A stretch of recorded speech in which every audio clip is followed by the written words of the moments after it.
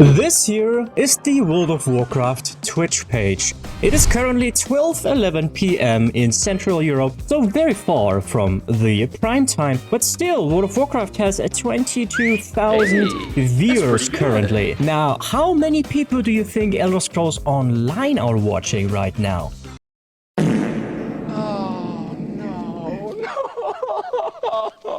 Sure, you can argue that World of Warcraft is the bigger game, but is it really 100 times as big as the Elder Scrolls Online? Which I would argue, no, definitely not. Which begs the question though, why is that? Hi, I'm the Casual Lamer, and in this video we are going to find out why nobody's watching Elder Scrolls Online content.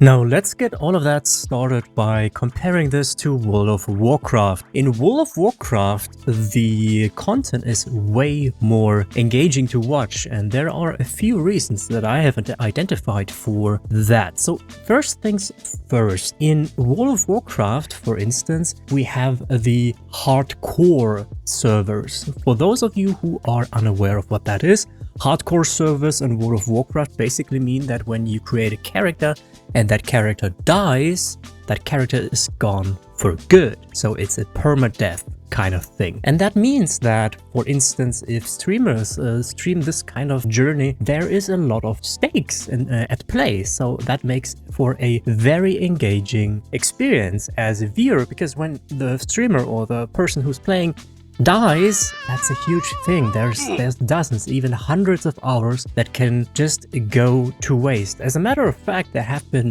guilds who did the late game raids on a permadeath run. So when they were raiding and somebody died, they were dead. They were dead for good. They were out of the race basically. If we compare this to ESO, we don't really have anything like this. We do not have a permadeath server really. So that's not something that we have going for ESO in terms of a very engaging content. But this is not the only reason that World of Warcraft is just way more engaging to watch. For the second reason, for instance, we have the race to world first. The race to world first is usually about a week or two once the Mythic raid has opened in that specific patch, or that specific raid has opened, and the top guilds, the worldwide global best guilds, try to beat the final boss first. Technically, we could have something like this in ESO, we just do not.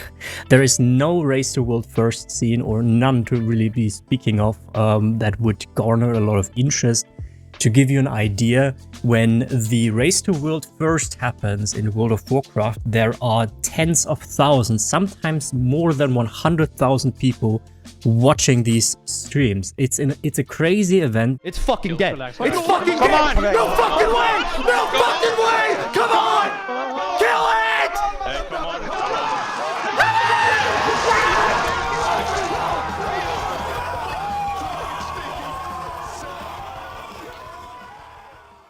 There's a lot of production value nowadays in these, and it is just a whole experience to be with the people who try to min-max and be the first to beat these bosses. It's sometimes like you have these wipes where, so for those who are very new, a wipe is basically when the whole raid dies. There are wipes when the boss was on 1%, sometimes 0.2%. And these bosses usually take them like 10 to 20 minutes depending on the raid. So there's it's very exhausting for the players. It can be exhausting to watch too, yes, but it is super engaging. I have personally watched 2 or 3 races to world first, and 2 of them I haven't even been playing World of Warcraft at that time. That's crazy to think about, right? There is so much going on in the background there in the race to world first. There's obviously this min-maxing that includes, for instance, like gear optimization. There are split raids. That means there are different characters going into the raid. It's a bit more complicated what split raids are, but let's just not derail this all too much. So there's so much going on, and on top of that, we also sometimes get like these insights into the team speak, how the players talk with one another, what they communicate and stuff like this. The production value is great. We have a whole moderators nowadays who announce this. We have casters who cast this. So yeah, it's a whole huge thing. And what I'm trying to say here is not that ESO does have to match that, but the fact is ESO doesn't have it whatsoever, not at all. Yeah, frankly, ESO is not necessarily the game that you go for when you want to play raids. But still, I think ESO would profit off of a bit of a race to world first. It doesn't have to garner 200k people, right? But if there were at least like 5 or 10,000 people who would be interested in watching that, I think that would be very healthy for the content side of the game. And it's still not everything. So we have talked about the hardcore, we have talked about the race to world first. There's one more aspect, and that is Mythic Plus. Yeah, of course, I have to mention Mythic Plus.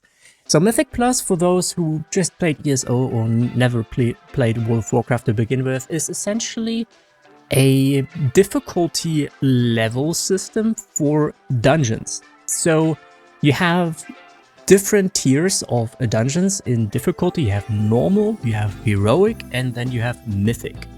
And after mythic, you have Mythic Plus, which essentially means that you get a key that you can put all into the dungeon before you start it, and that makes the dungeon harder, and it also gets a timer. So when you have a key, let's say the key is +2, then you will have to complete the dungeon in a time frame, and depending on how much time you had left at the end of the run, the higher your next key will be. By the highest would be a +3, so you can go from +2 to +5, and so on and so on. If you don't manage to clear the dungeon in the time limit, your key will just drop 1 level. So what that means is there is a whole other event aside from the race to world first, and that's like the Mythic Plus dungeon. I think it's called the MDI. It's essentially people trying to push keys as far as possible. So like to +20, +25 and something like this. And this is also something that makes for very engaging content because it is some sort of leaderboard and people are, well, very interested in watching this kind of stuff. And the comparison does not end here. Aside from hardcore, race to world first, Mythic Plus, there is also something that ESO is missing completely, basically, and that is challenge runs. World of Warcraft has the possibility to have challenge runs, and what I mean by that is that you can set your own rules on how you would like to play your character. For instance, you can go with an Iron Man and stuff like that. And frankly, the whole hardcore thing is a challenge run in itself, right? And ESO does not have anything like that. If we compare this to other Elder Scrolls video games like Skyrim, Oblivion, there's a whole niche on YouTube. Just this content they have specified to doing only that content. It gets a lot of views, right? It's a very popular format. Nurbit would be an example, Juve would be an example, Jabo would be an example, Mitten Squad was an example, rest in peace my friend. ESO unfortunately is not able to garner this kind of content, which is very unfortunate. I've been trying for the longest time myself to find something to do in ESO in terms of a challenge run. The thing is, it's just too easy. There's nothing really that you can do to make for an interesting, and that's the main part, for an interesting challenge run. In Skyrim, you can, just like Juve did, can you beat Skyrim by only using scrolls? You know, stuff like that. We don't have that in ESO, we don't have scrolls. And that's just one example, but if you really put your mind to it, you will realize what are you supposed to do in ESO that would be an interesting challenge run. I have done something, or tried something like this. I have done it with the from 0 to 100k gold challenge. You can watch that on the channel if you would like. And I also tried with a zone lock, but that was a total flop. There were barely anybody interested in that, so I unfortunately had to cancel that. Yeah, ESO doesn't really have that, and that's just one part, this whole comparison, this lack of engaging content, and that's why I believe ESO is so uninteresting to watch, because it's just missing these stakes, it's missing drama. For instance, in the hardcore servers on World of Warcraft, there was drama. There were storylines, quote unquote. Obviously, it's harmless drama, right? But there are so many people in there, so many different content creators that have assembled there. I mean, some even who don't really play World of Warcraft to begin with. And there were just drama, you know, this person said that, and they had a fight, and did you hear that character died, and, you know, because permadeath and all that. So we don't have that whatsoever in ESO, and I think that's a huge part of what makes ESO so unenjoyable to watch on Twitch, really. Now with that out of the way, there's one more thing that I would like to point out, and that's just the nature of ESO is very different, as a matter of fact. Yes, both of these games are MMORPGs, and they have a lot of things in common. Both high fantasy, both MMORPGs. Yeah, one of them is vertical progression-like, and the other is horizontal progression-like, but they have a lot in common, right? But what they do not have in common is the player base. The community is a lot different from World of Warcraft, and that's partially because ESO itself is garnering to a different crowd. Elder Scrolls Online is a very casual-friendly MMORPG. And that is a great thing in my opinion, but what that means is that people who play this game aren't necessarily all that interested in watching the content for the game. Because many people treat ESO like a single-player Elder Scrolls, which frankly is being recommended by a lot of people who like the Elder Scrolls universe but don't like MMORPGs, and I would even dare to say that it's the most players who play the game like they are offline, like they are not part of the community, quote unquote. I mean, okay, arguably maybe that's also true for World of Warcraft, but that's a huge thing, that the Elder Scrolls community is just a bunch of filthy casuals. And I say that with a wink, right? So, and why would a casual player watch these very late game kind of things? I do gold guides, right? But the casual player is not necessarily interested in that. They just want to play the story, and then they are done with it. And I think that's a major argument as well. I think those two things that I have been mentioning, like the content that is not really that interesting to watch, and the fact that the players of ESO are so extremely casual, are contributing to the fact that there's barely anybody watching ESO content. And I sense this stuff myself, that when I play ESO on stream, I'm sometimes like, what am I supposed to do, really? I mean, yes, I could play dungeons and trials and stuff, but it's not really my cup of tea. But if we were to be talking about World of Warcraft, there's so much more I could be doing.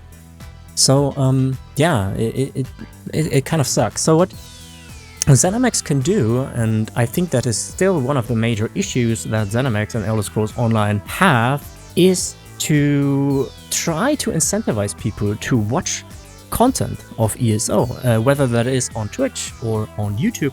And that's not just for me because that's good for me as a creator, no, but I think it's also very fundamental for the game in order to be relevant in the next 5 years. And ZeniMax could do that by, for instance, starting a race to world first, incentivizing players to watch content with an interesting concept for the game, whether that is a hardcore challenge or if it is something like Mythic Plus.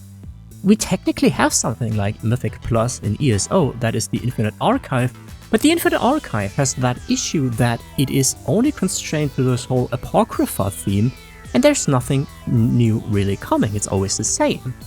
So in theory, ESO would have the chance to have these, with the Infinite Archive pushing further and further and further, but realistically there's not a scene around that. And I'm not 100% sure why there is literally no scene around it. Probably, at least in part, from the arguments I've been presenting you. But, you know, I'm also not a wizard or an expert, so I don't really know everything. But I feel like there is a lot to be left desired when it comes to ESO content creation. And that's oftentimes just because the game doesn't offer something very engaging to watch. So usually these ESO streams, either they are dungeon runners, PvP runners, or they are just like this vibe, you know, where it's just a chill way to hang out. It's a nice safe space and all that stuff. But there's not really a, how do I put this? There's not really a mission. You know what I'm saying? So yeah, I would really hope that something like this could change in the future. But yeah, we will see if that is ever going to happen. I have my doubts about that, sadly. Let me know what you think. Why do you not watch ESO on Twitch? Or why do you watch ESO on Twitch? Why did you click on this video, for instance? Yeah, let me know. Let's have a discussion in the comments down below. If you enjoy this kind of stuff, please give the video a thumbs up, and also in the description you can find a link to become a member of the channel. That helps out a lot. And on a second note, if you need new stuff like my keyboard, like my mouse, like my headphones, I have affiliate links in the description as well, from which I will get a commission if you decide to buy through them. Remember to always do your own research and don't buy any crap, but I'm just telling you it is there in case you are interested. And with that, I hope you have a great day. I hope you have an awesome day. You take the very best care of yourself, and I will see you next time. Bye bye.